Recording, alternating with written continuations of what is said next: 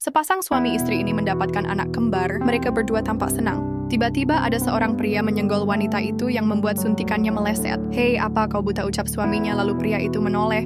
Ternyata pria tersebut adalah sepupu dari suaminya. Pria itu bertanya, "Apakah kakak ipar hamil?" Belum sempat suaminya menjawab, sudah dipotong istrinya. "Tidak, aku tidak hamil." Kualitas sperma kali ini buruk, ucap istrinya. Suaminya ingin berbicara lalu ditahan lagi oleh istrinya. Pria itu berkata, "Tidak apa bro, saya juga sudah berusaha untuk hamil selama 6 tahun dan tak kunjung hamil." Wanita itu pun berkata, "Baiklah, kami pergi dulu." Saat di jalan suaminya bertanya, "Apa maksudnya tadi, mengapa kau menyembunyikan kehamilanmu? Apa kau lupa saat kau pamer?" ujar istrinya. Kembali ke masa dulu, suaminya bertemu dengan sahabatnya. Dia bertanya bagaimana hubungan dia dengan istrinya. Sahabatnya menjawab bahwa dia sudah bercerai. "Hei, kenapa ya belakang ini hidupku sial?" terus ucapnya. Sahabatnya bertanya lagi, "Bro, apakah kau membeli mobil baru?" Istrinya ingin menjawab, lalu suaminya menyela, "Iya, aku baru saja mencairkan uang perusahaan." Sahabatnya bergumam, "Kok bisa dia seberuntung itu?" Saat mereka ingin pulang, dia melihat mobilnya berasap. "Hei suami, lihat itu," ujar istrinya. Suaminya pun panik dan buru-buru membuka mobil tersebut.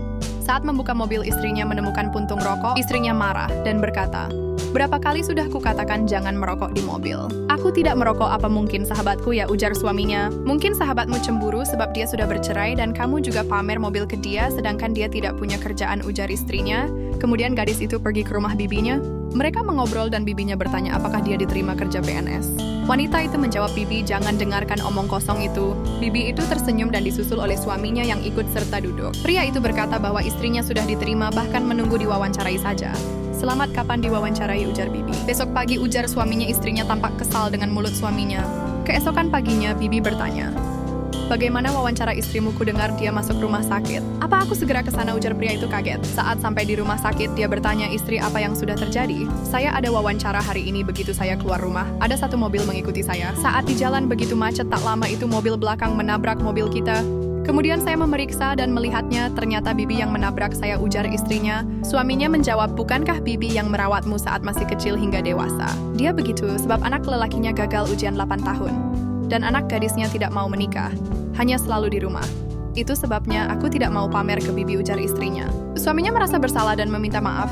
Kembali ke masa sekarang, istrinya berkata, "Dalam masyarakat sekarang banyak orang menghadapi kesulitan.